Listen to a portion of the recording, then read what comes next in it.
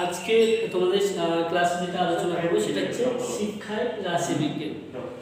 তোমাদের চারটি তোমাদের সিলেবাস টোটাল এইচএসসি সিলেবাস চারটি পার্টে ভাগ। একটা হচ্ছে এ, গ্রুপ বি, গ্রুপ সি এবং গ্রুপ ডি। এই চারটি পার্টের মধ্যে প্রথম পার্ট আছে তিনটি। একটা হচ্ছে শিখন কৌশল এ, শিখন কৌশল বি এবং শিক্ষায় রাশিবিজ্ঞান 3 নম্বর ইউনিটের মধ্যে আছে শিক্ষায় রাশিবিজ্ঞান। সে সম্পর্কে আলোচনা করবো এখানে। অ্যাকচুয়ালি শিক্ষায় রাশিবিজ্ঞান কি আলোচনা করবে, আমরা দেখো শিক্ষা আমরা অনেক ভাবে গ্রহণ করে থাকি, হয় প্রয়োজনীয় তাগিদেও শিক্ষা অনেক গ্রহণ করে থাকি, আবার অপ্রয়োজনীয় অনেক শিক্ষা গ্রহণ করে থাকি। অর্থাৎ বিভিন্ন ক্ষেত্রে আমরা শিক্ষা অতিরিক্ত শিক্ষা গ্রহণ করছি, কিন্তু শিক্ষা গ্রহণ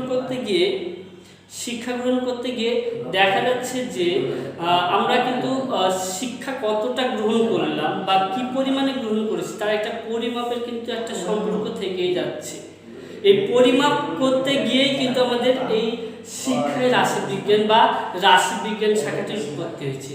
আমরা দেখো শিক্ষা, আমরা যদি আমাদের কলেজের কথা ভাবি বা স্কুলের কথা ভাবি বা আমাদের শিক্ষাক্ষেত্রের কথা ভাবি, তাহলে দেখবে প্রত্যেক বছরে আমরা কিন্তু তোমাদেরকে ভর্তি করি। ভর্তি থেকে শুরু করে সেখানে যেমন একটা সংখ্যা কাজ করে এবং তোমাদের পরীক্ষার পরে একটা নাম্বার দেওয়া, সেখানে কিন্তু একটা সংখ্যা কাজ করে। এই সংখ্যা নিয়েই আলোচনা করতে গিয়ে আমাদের রাশিবিজ্ঞান শাখার উৎপত্তি হয়েছে। তো আমাদের শিক্ষা বিজ্ঞানে কীভাবে আসলো রাশিবিজ্ঞান, সেটা এখন আলোচনা করব। তার আগে দেখে নিই রাশিবিজ্ঞান কাকে বলে। রাশিবিজ্ঞান হলো যে বিভিন্ন রকম কৌশল প্রয়োগ, বিভিন্ন রকম কৌশল বলতে ধরো মনোবৈজ্ঞানিক অভিজ্ঞতা হতে পারে, তোমার শিক্ষক নির্মিত অভিজ্ঞতা হতে পারে বা অন্য কোনো অভিজ্ঞতা হতে পারে। এইসব বিভিন্ন রকম কৌশল প্রয়োগের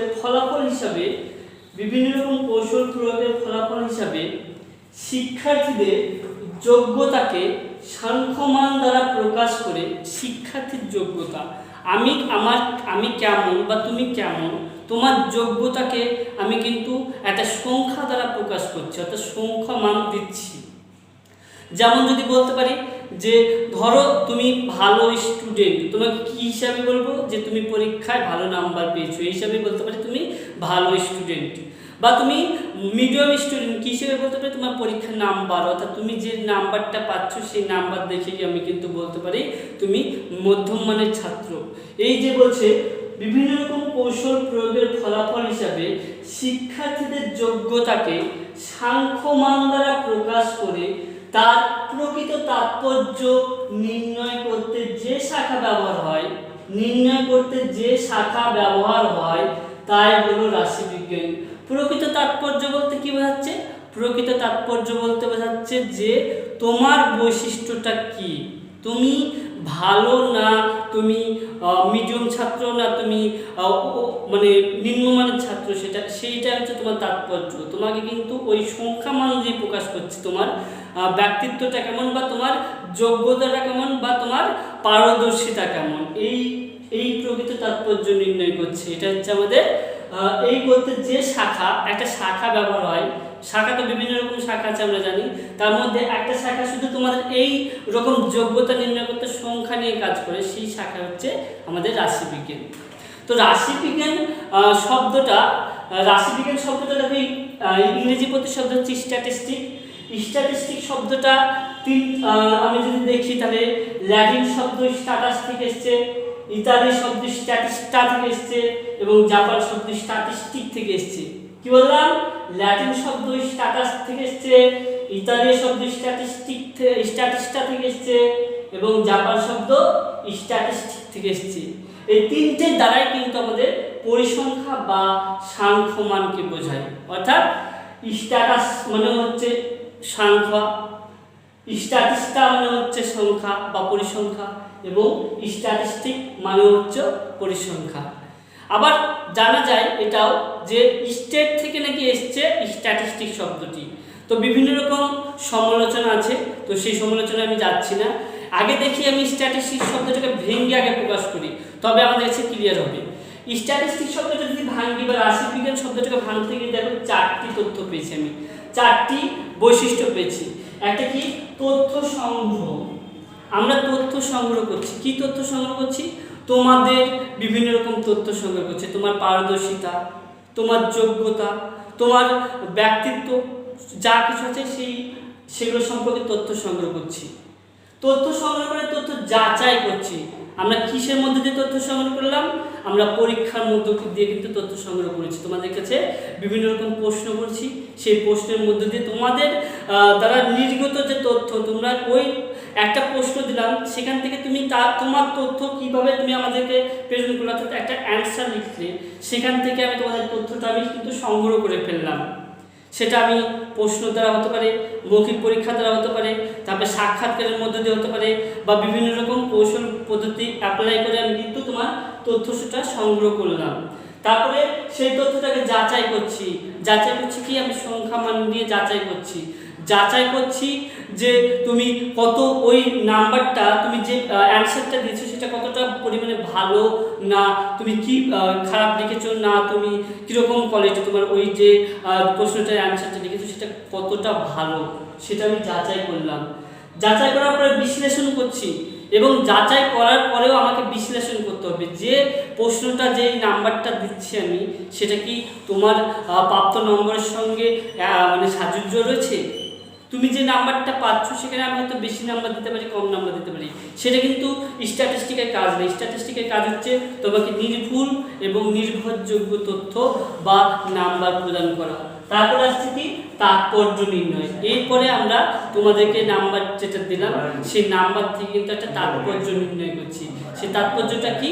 তুমি ভালো স্টুডেন্ট না মন্দ স্টুডেন্ট, এইভাবে আমি তাৎপর্য নির্ণয় করছি। এটা হচ্ছে আমাদের রাশিবিজ্ঞান। এ হচ্ছে আমাদের মোটামুটি রাশিবিজ্ঞান সম্পর্কে একটা ধারণা। এবার আমি যাব তোমাদের শিক্ষায় রাশিবিজ্ঞান। হ্যাঁ, এবার আলোচনা করবো শিক্ষায় রাশিবিজ্ঞান কাকে বলে। অ্যাকচুয়ালি শিক্ষা আমাদের রাশিবিজ্ঞানের অনেক শাখা রয়েছে, বিশাল বড় একটা জায়গা এরিয়া, ওটা নিয়ে একটা আলাদা সাবজেক্ট রয়েছে। কিন্তু আমরা যেহেতু শিক্ষা বিজ্ঞানের স্টুডেন্ট, তা আমাদেরকে অতটা শাখা নিয়ে পড়া দরকার নেই। আমরা শুধু পড়বো যে শিক্ষায় রাশিবিজ্ঞান কতটা পরিমাণে প্রভাব বিস্তার করেছে, বা শিক্ষায় রাশিবিজ্ঞান কীভাবে প্রভাব বিস্তার করেছে।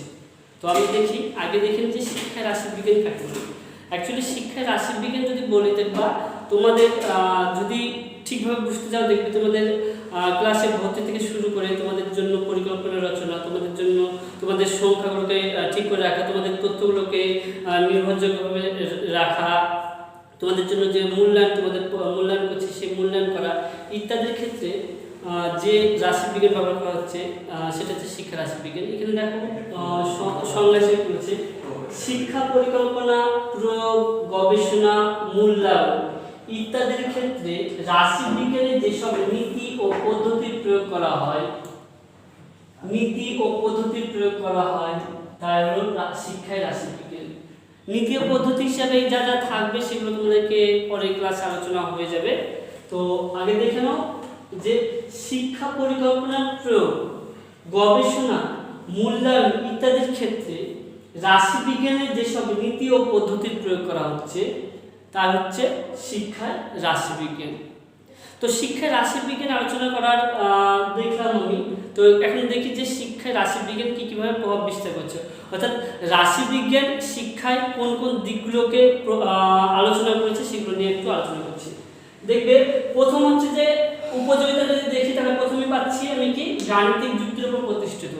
আমরা জানি যে আমরা যে তত্ত্ব নিয়ে আলোচনা করছি সেই তত্ত্বগুলো কিন্তু অনেক সময় যুগের পরিবেশে বা যুগ অনুযায়ী পরিবর্তন হতে পারে। তত্ত্ব কোনো সময় একরকম থাকে না, তত্ত্বটা এক যুগে একরকম হয়, সেই তত্ত্বটা পরবর্তীকালে কিন্তু ভুল প্রমাণিত হতে পারে।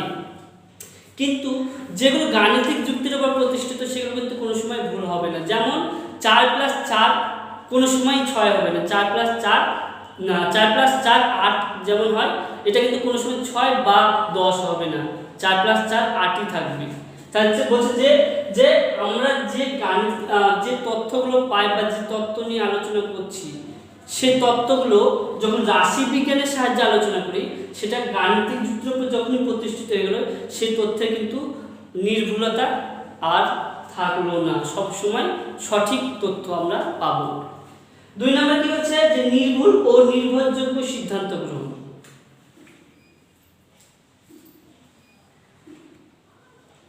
এই ভিডিওটা আমাকে করতে দিন। এবার দেখো যে প্রথমে বললাম যে গাণিতিক যুক্তির উপর প্রতিষ্ঠিত তথ্য সবসময় সত্য হয় এবং এটাকে কোনো সময় চেঞ্জ করা যায় না, অর্থাৎ যেটা হয় সেটাই হবে, ওখানে থেকে কোনো পরিবর্তন হওয়ার সম্ভাবনা খুব কম। 2 নম্বর হচ্ছে কি নির্ভুল ও নির্ভরযোগ্য সিদ্ধান্ত গ্রহণ। আমরা জানি যে যেসব বিষয়গুলো গাণিতিক যুক্তির উপর প্রতিষ্ঠিত হয় সেই বিষয়গুলোর উপর সম্পূর্ণভাবে নির্ভর করা যায়। যেমন তোমাদের যে পরীক্ষাটা পাচ্ছ, তোমরা পরীক্ষা নিচ্ছ, সেই পরীক্ষায় আমরা যে নাম্বারটা দিই তোমাদেরকে বা শিক্ষকের কাছ থেকে বা কোনো কলেজ বা বিশ্ববিদ্যালয় থেকে যে নাম্বারটা পাও, সেই নাম্বারের উপর বেশ করে কিন্তু তোমাকে চাকরি দেওয়া হয়। এই নাম্বারটা তুমি কতটা ভালো স্টুডেন্ট সেটা তুমি হয়তো ক্লাসে ভালো পড়া পারতে, কিন্তু নাম্বার কম পেয়েছো, তাতে কিন্তু তোমার যায় আসে না। তোমার দ্বারা প্রাপ্ত নম্বর দ্বারাই তোমার কিন্তু তোমার যোগ্যতা বিচার করা হয় এবং সেই নম্বরের উপর বেশ করে তোমার কিন্তু পরবর্তীকালে তোমার ভবিষ্যতে অর্থাৎ তোমার চাকরি পাবে কিনা সেটা ডিপেন্ড করছে। অর্থাৎ তোমার প্রাপ্ত নম্বরটা দ্বারা তোমার উপর সম্পূর্ণভাবে নির্ভরযোগ্যভাবে বিশ্বাস করা যায়। 3 নম্বর হচ্ছে কি 3 নম্বর হচ্ছে শিক্ষাগত তথ্যের তাৎপর্য নির্ণয়। তুমি যে তোমার কাছ থেকে যে তথ্যগুলো আমরা পাই, তোমার দ্বারা ধরো তোমার জন্ম থেকে তোমার যা যা নিয়ে তোমাদের কাছ থেকে যে তথ্যগুলো আমরা নিই, সেই তথ্যটা কিন্তু আমরা যে জমা রাখি বিভিন্ন রকম কম্পিউটারের মধ্যে বা বিভিন্ন জায়গায় জমা রাখি, বা তোমাদের যে পরীক্ষাটা নিই তোমাদের তার কাছ থেকে যে নাম্বারটা দিই, সেই নাম্বার দ্বারা কিন্তু তোমাদের তথ্য সেই তথ্য থেকে কিন্তু তোমাদের তাৎপর্য নির্ণয় করা যায়। অর্থাৎ তোমার তাৎপর্য কি, তোমার বৈশিষ্ট্য সেখান থেকে প্রকাশ পায়, তুমি ভালো না মন্দ সেখান থেকে প্রকাশ পাচ্ছে। এটা হচ্ছে আমাদের শিক্ষাগত রাশিবিজ্ঞানের শিক্ষাগত তথ্যের তাৎপর্য নির্ণয় করা যায়। তারপর হচ্ছে কি যে শিক্ষার্থীর ভবিষ্যৎ সম্পর্কে ধারণা। আমি বললাম একটু আগে যে তোমার দ্বারা যে প্রাপ্ত নম্বরটা, সেই নম্বর দ্বারাই আমরা কিন্তু বলে দিতে পারি বা শিক্ষকরা বলে দিতে পারে যে তোমরা ভবিষ্যতে চাকরি পাবে কি না। অর্থাৎ তুমি যদি ভালো স্টুডেন্ট হও, যদি নাম্বার ভালো পাও তাহলে তোমার দ্বারা তুমি ভবিষ্যতে চাকরি পাবে। তুমি যদি নাম্বার কম পাও তাহলে তোমাকে চাকরি পাবে না বা চাকরি পেতে অসুবিধা হবে। তাহলে এইগুলো আমরা কিন্তু তোমাদের নাম্বার দ্বারা প্রাপ্ত নাম্বার দ্বারা তাৎপর্য নির্ণয় করে সেগুলো বিশ্লেষণের মধ্যে দিয়ে আমরা বলে দিই যে তোমরা ভবিষ্যৎ তোমাদের কেমন হবে। বা তুমি বলে দিতে পারি যে তুমি সায়েন্সের স্টুডেন্ট হবে বা ডক্টর হবে না মাস্টার হবে, এটা ভবিষ্যৎ কিন্তু আমরা শিক্ষকরা বলে দিতে পারে এই শিক্ষাগত রাশিবিজ্ঞানের প্রাপ্ত নম্বরের দ্বারাই। তারপরে কি বলছে তুলনাকরণ। তোমার সঙ্গে তোমার অন্য বন্ধুদের বা তোমার সহপাঠীদের তোমরা কে কতটা ভালো বা কে ফার্স্ট সেকেন্ড থার্ড ফোর্থ, এই যে তুলনা করছি আমরা পরপর তুলনা করছি, যে একে অন্যের সঙ্গে তুলনা করছি, এটা কিন্তু রাশিবিজ্ঞানের দ্বারা সম্ভব হয়েছে। রাশিবিজ্ঞান যদি না থাকতো বা শিক্ষা রাশিবিজ্ঞান যদি না থাকতো তাহলে আমরা কিন্তু তুলনা করতে পারতাম না, অর্থাৎ ফার্স্ট সেকেন্ড থার্ড এইভাবে কিন্তু প্রকাশ করতে পারতাম না। তোমাদের প্রাপ্ত যে নম্বরটা পাচ্ছ সেই প্রাপ্ত নম্বরের উপর বেশ করে কিন্তু আমরা বলে দিতে পারছি যে তোমাদের কে ভালো, কে মিডিয়াম, কে নিম্নমানের স্টুডেন্ট, সেগুলো কিন্তু আমরা তুলনা করে বলে দিতে পারছি। এটা হচ্ছে আমাদের তুলনাকরণ হচ্ছে শিক্ষার রাশিবিজ্ঞান। তারপরে হচ্ছে মূল্যায়ন। তোমাদের মূল্যায়ন করতে পারছি, তোমাদের প্রাপ্ত নম্বর দ্বারা তোমাদের মূল্যায়ন করতে পারছি এটা। তারপরে হচ্ছে সঠিক পরিকল্পনা রচনা। এই যে বললাম যে তোমাদের ধরো স্টুডেন্ট, তোমাদের জন্য আমরা সঠিক পরিকল্পনা রচনা করতে পারি। ধরো তোমাদের একটা বিদ্যালয়ের শ্রেণীর সকল শিক্ষার্থী ভালো, তাদের জন্য একরকম পরিকল্পনা রচনা করতে পারি আমরা। বা ধরো মিডিয়াম যারা শিক্ষার্থী আছে ক্লাসে বেশি হয়, তাহলে তাদের জন্য একরকম পরিকল্পনা রচনা করতে পারি। কিন্তু দেখা যাচ্ছে যে সব স্টুডেন্ট খারাপ, তাদের জন্য কিন্তু আমাকে বেশি খাটতে হবে, তাদের জন্য পরিকল্পনা অন্যভাবে রচনা করতে হবে। অর্থাৎ সঠিক পরিকল্পনা রচনা করতে কিন্তু আমাদের এই শিক্ষামূলক রাশিবিজ্ঞানের প্রাপ্ত নম্বরই আমাকে কিন্তু সাহায্য করছে। অর্থাৎ শিক্ষার্থীকে আমি কীভাবে শিক্ষা দেব, শিক্ষার জন্য আমি কী কী পরিকল্পনা রচনা করব বা সঠিক পরিকল্পনা কীভাবে রচনা করব, সেগুলো কিন্তু আমাদের নির্বাচনে সহায়তা করছে শিক্ষাগত রাশিবিজ্ঞান। তারপরে কি বলছে গবেষণা। শিক্ষা সংক্রান্ত অনেক গবেষণা হচ্ছে, সেই গবেষণায় কিন্তু রাশিবিজ্ঞান যথেষ্ট পরিমাণে সাহায্য করছে। রাশিবিজ্ঞানের যখন গবেষণা করতে যাচ্ছি, সেই গবেষণায় আমাদের বিভিন্ন রকম তথ্য লাগছে, সেই তথ্যগুলো সত্যতা যাচাই, তথ্যগুলো নিয়ে আমাদের বিচার বিশ্লেষণ করা, তথ্যগুলো বিশ্লেষণ করা, তথ্যগুলো থেকে ডাটা তৈরি করা বা চলক নির্ণয় করা, সব ক্ষেত্রে কিন্তু আমাদের রাশিবিজ্ঞান যথেষ্ট পরিমাণে সহায়তা করছে। এইভাবে আমাদের শিক্ষায় রাশিবিজ্ঞান আমাদেরকে সহায়তা করে। এইগুলো হচ্ছে শিক্ষার উপযোগিতা, রাশিবিজ্ঞানের উপযোগিতা। এর মধ্যে দিয়ে কিন্তু আমরা শিক্ষা রাশিবিজ্ঞানটা আমাদের প্রভাবিত করছি। এবার দেখো, শিক্ষা রাশিবিজ্ঞান করতে গেলে আমাদের কিছু বিষয় মনে রাখতে হবে, যেগুলো না জানলে কিন্তু রাশিবিজ্ঞান কোনো মতেই সম্ভব নয়। এক নম্বর হচ্ছে পদ্ধতি। যদি কেউ বলি, পদ্ধতিকে তিনটা ভাগে ভাগ করা যায়, আমি তিনটে পার্টে আলোচনা করতে পারি। একটা হচ্ছে তথ্য সংগ্রহ, দুই নম্বর হচ্ছে তথ্যের বিন্যাস, এবং তিন নম্বর হচ্ছে পরিসংখ্যা বিভাজন। তো এগুলো নিয়ে আলোচনা করবো পরে। আগে আমরা দেখি তথ্য সংগ্রহটা কি।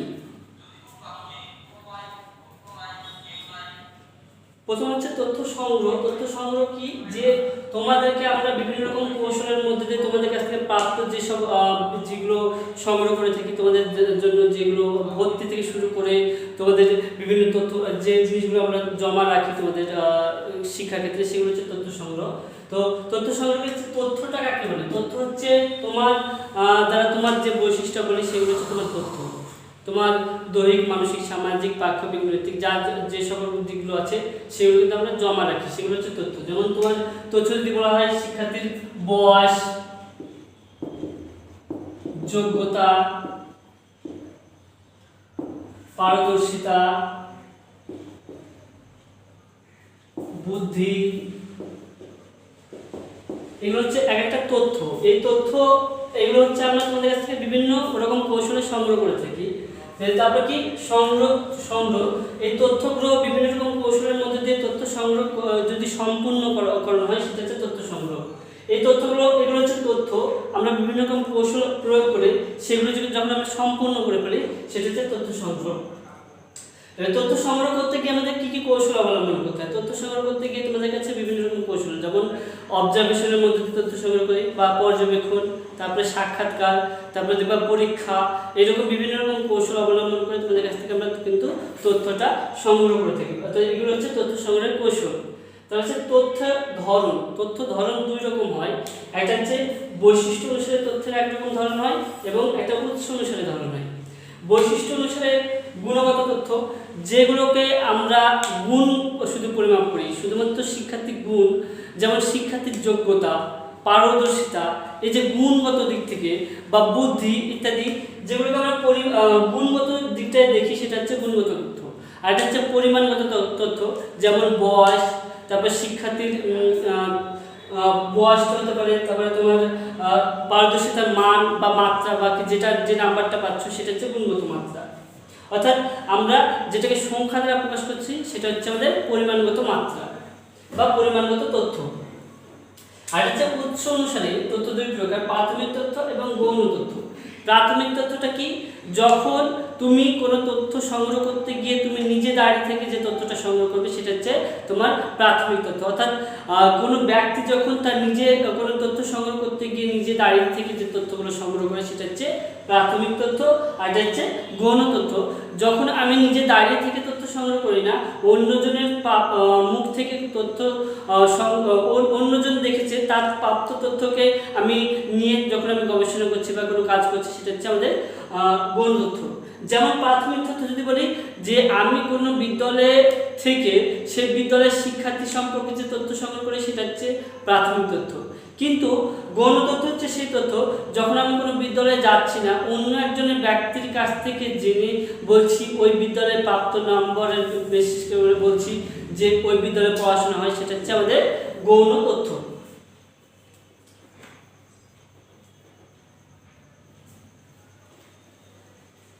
তারপর আসছে কি স্কোর।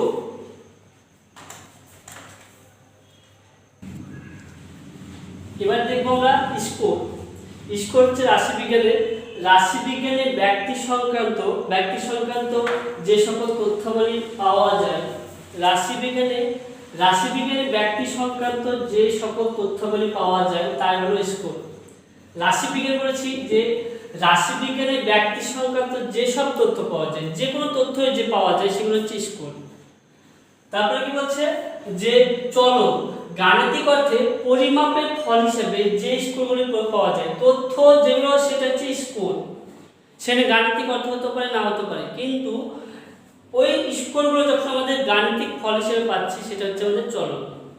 এখানে বলছে গাণিতিক অর্থে পরিমাপের ফল হিসেবে যে স্কোরগুলি পাওয়া যায়, সেটাকে বলা হয় চলক। যেমন ধরো তুমি 50 পেলে, 60 পেলে, 70 পেলে একটা সংখ্যা পাচ্ছ, সেটা হচ্ছে চলক। তো এই চলক দুই প্রকার, একটা হচ্ছে বিচ্ছিন্ন চলক, একটা হচ্ছে অবিচ্ছিন্ন চলক। বিচ্ছিন্ন চলক কি বলছে, যে চলক বা স্কেলে কোনো ফাঁক থাকে না।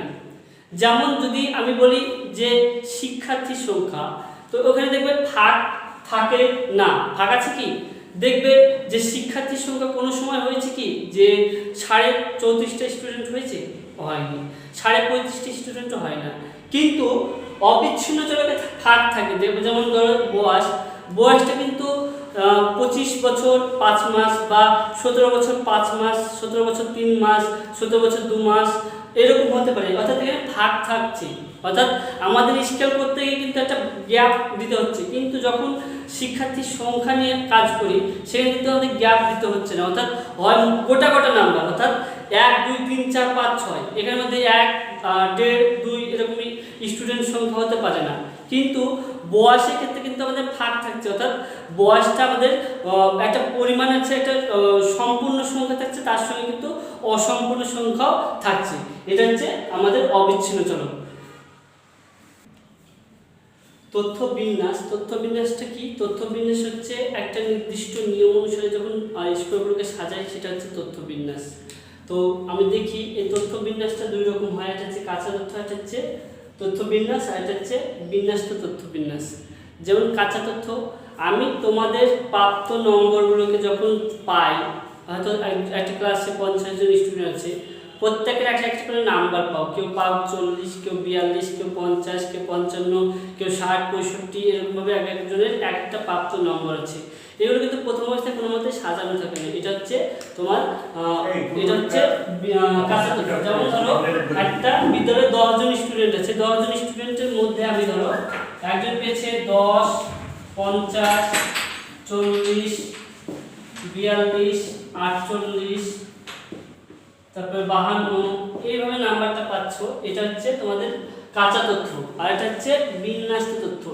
এই তথ্যগুলোকে যখন আমি একটা নির্দিষ্ট ক্রম অনুসারে সাজাবো বা নির্দিষ্ট নিয়ম অনুসারে সাজাবো, সেটা হচ্ছে আমাদের বিন্যাস্ত স্কোর। যেমন ধরো এটাকে আমি সাজাতে গেলে কি করতে পারি, স্কোর হিসেবে নিতে পারি।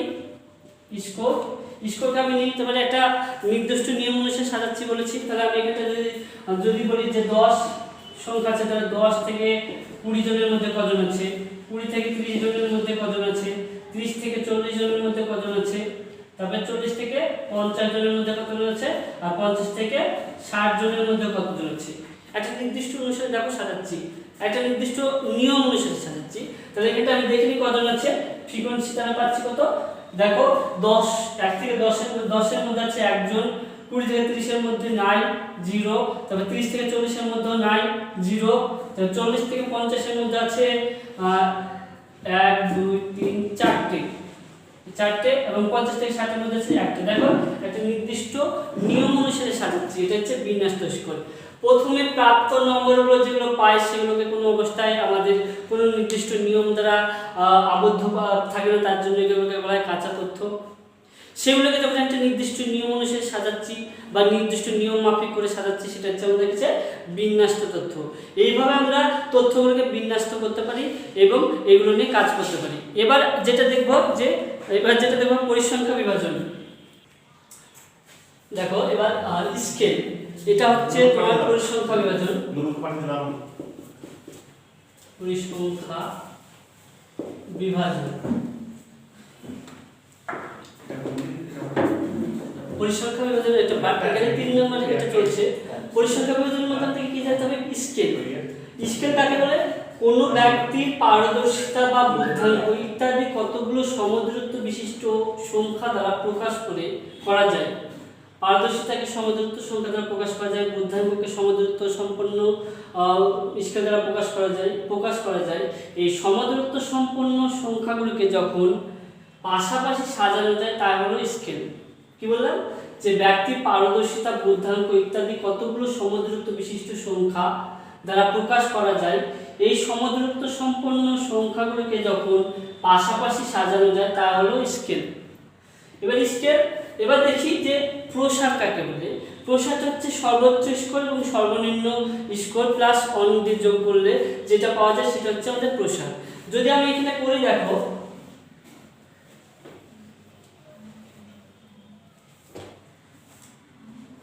ধরো 10 20 30 40 60, 65, 70, 80। তাহলে এখানে দেখো সর্বোচ্চ স্কোর কত আছে? আসছে 80 সর্বোচ্চ স্কোর।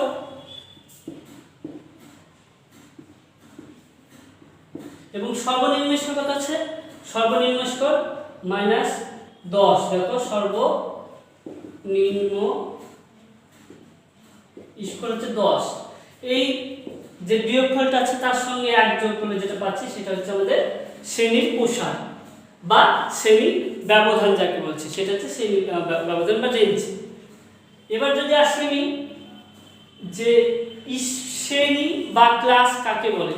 শ্রেণী বলছে দেখো কোনো পরিসংখ্যা বিভাজনের ক্ষেত্রে কতকগুলো স্কোরকে যখন একটি নির্দিষ্ট ক্রম অনুসারে সাজানো হয় তখন তাকে শ্রেণী বলে। যেমন ধরো এই যে বললাম অতগুলো জিনিস, তো শ্রেণী হচ্ছে কত? ধরো যে 10, 20, 30, 40, 65, 45, 55, এই ধরো এইটা শ্রেণী আছে, এটা হচ্ছে স্কোর।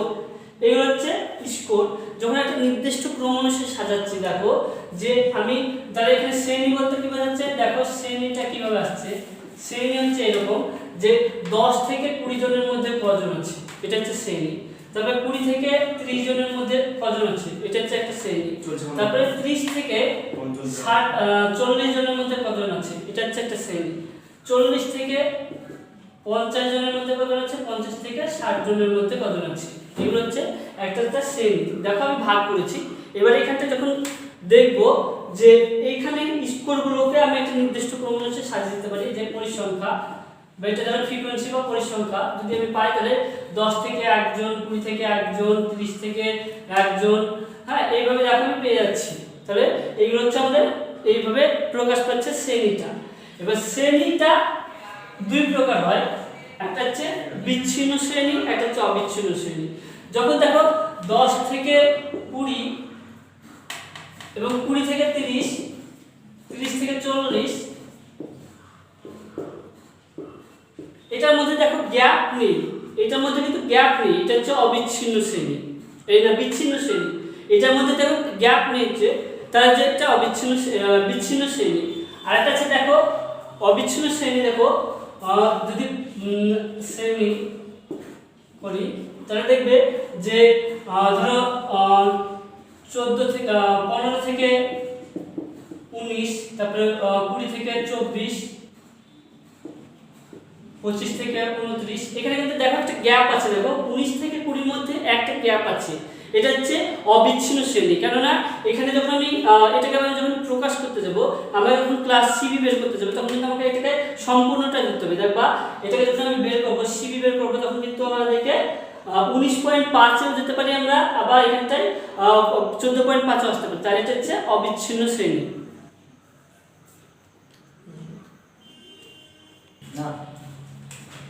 এবার যেটা হবে যে শ্রেণী ব্যবধান। শ্রেণী ব্যবধান হচ্ছে শ্রেণীর ঊর্ধ্বসীমা এবং শ্রেণীর নিম্নসীমা। শ্রেণীর ঊর্ধ্বসীমা থেকে শ্রেণীর নিম্নসীমা যেটা হচ্ছে সেটা হচ্ছে শ্রেণীর ব্যবধান। তো আমি শ্রেণী ব্যবধানটাকে আমি 3টে পার্টে আলোচনা করতে পারি। একটা হচ্ছে সমশ্রেণী ব্যাপ্তি, অসমশ্রেণী ব্যাপ্তি এবং প্রান্তখোলা ব্যাপ্তি। তো দেখো এখানটায় আমি 3টে আলোচনা করছি। প্রথম হচ্ছে সমশ্রেণী ব্যাপ্তিটা। দেখো কিরকম হচ্ছে যে শ্রেণী, ঠিক আছে। দেখো সমশ্রেণী যখন দেখব 10 থেকে 20, 20 থেকে 30, 30 থেকে 40, 40 থেকে 50, 50 থেকে 60। দেখো প্রত্যেকটা জায়গায় আমাদের একই রকম একটা নির্দিষ্ট রুলস ফলো করেছে। দেখো এটার থেকে এটা দূরত্ব, এটা থেকে এটা দূরত্ব, এটা থেকে এটা দূরত্ব, এটা থেকে এটা দূরত্ব, সবগুলো এক। এবং এখান থেকে একটু দূরত্ব যা, এখান থেকে একটু দূরত্ব ঠিক ততটাই। অর্থাৎ একটা নির্দিষ্ট শ্রেণীকে একটা সমান সংখ্যক সংখ্যা দ্বারা ভাগ করেছি। আরেকটা যদি দেখি অসম শ্রেণীটা, এটা অসম শ্রেণীটা হয় 10 থেকে 20, 20 থেকে 30, 30 থেকে 40, আর 40 থেকে ধরো 60 হয়ে গেল, 60 থেকে ধরো 80 হয়ে গেল। তাহলে দেখবে প্রথম দুটো 3টে ঠিক আছে, সমান আছে, কিন্তু দেখো পরের দুটো দেখো 40 থেকে 60, এখানে দূরত্ব যা, এটা দূরত্ব কিন্তু এক নয়, এটা 10 দূরত্ব আছে, এটা কিন্তু 20 দূরত্ব আছে। এটা হচ্ছে অসম শ্রেণী ব্যাপ্তি। আরেকটা আছে কি প্রান্তখোলা, যেটা আছে সেটা হচ্ছে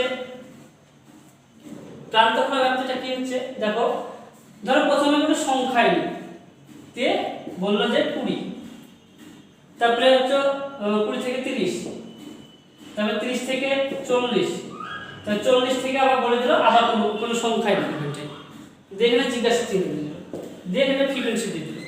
ঠিক আছে, তো এইরকম ভাবেও শ্রেণীটা হয়, এটা হচ্ছে প্রান্তখোলা ব্যাপ্তির শ্রেণী। আমাদের অতগুলো জানার দরকার নেই, কেননা এগুলো তুমি জেনে রাখো, এগুলো আসবে না আমাদের, কিন্তু যারা উচ্চ জায়গায় পড়বে পরবর্তীকালে সেটাগুলো লাগবে কাজে আমাদের। ট্যালি, এবার আলোচনা করব ট্যালি কি। ট্যালি হচ্ছে কোনো স্কোর বা যে শ্রেণীতে রয়েছে, কোনো স্কোর যে শ্রেণীতে থাকবে সেই শ্রেণীতে স্কোর বা স্কোরগুলিকে বোঝাতে গেলে সেই শ্রেণীর পাশে প্রতিটি স্কোরের জন্য একটি করে দাগ কাটতে হয়, দাগ দিতে হয়, সেই দাগটা হলো ট্যালি চিহ্ন। আমরা যখন পরে আলোচনা করব ক্লাসে, যখন ট্যালি মার্কের অঙ্ক করব, ট্যালি করব, তখন দেখবে এই ট্যালিটা কি বুঝতে পারবে তোমরা। তাহলে কি বলছে, কোনো স্কোর বা কোনো স্কোর যে শ্রেণীতে রয়েছে সেই শ্রেণীতে স্কোরগুলোকে বোঝাতে গেলে সেই শ্রেণীর পাশে প্রতিটি স্কোরের জন্য একটি করে দাগ কাটতে হয়, সেই দাগটা হচ্ছে ট্যালি মার্ক। আরেকটা হচ্ছে কি, যে শ্রেণী সীমা, অবিচ্ছিন্ন পরিসংখ্যা স্কোরের ক্ষেত্রে প্রতিটি শ্রেণী ব্যাপ্তির সীমা প্রকাশ করার জন্য যে দুটি সংখ্যা মানের প্রয়োজন হয় তা হলো শ্রেণী সীমা। শ্রেণী সীমার একটা হচ্ছে আপার ক্লাস বা আপার শ্রেণী, আর একটা হচ্ছে লোয়ার শ্রেণী, অর্থাৎ যেটা নিম্নে থাকবে দুটো, ধরো 50 থেকে 60, এখানে দেখবে 50 থেকে 60, এখানে দেখবে 50টা হচ্ছে নিম্ন সীমা আর 60টা হচ্ছে ঊর্ধ্ব সীমা, এটা হচ্ছে আমাদের শ্রেণী সীমা। এইভাবে আমাদের এই কটা জানতে হবে, এই কটার থেকেই আমাদের শর্ট কোয়েশ্চেন আসে, 1 বা 2 মার্কের কোয়েশ্চেনগুলো আসবে, তোমরা এগুলো জেনে রাখবে বা এগুলো খাতায় লিখে রাখবে। যদি লিখে না রাখো তাহলে পরবর্তীকালে কিন্তু এই অঙ্ক করতে অনেক অসুবিধার সম্মুখীন হবে, আর এগুলো যদি জেনে যাও তাহলে তোমাদের কিন্তু অঙ্ক করতে অনেক সুবিধা হবে। ধন্যবাদ।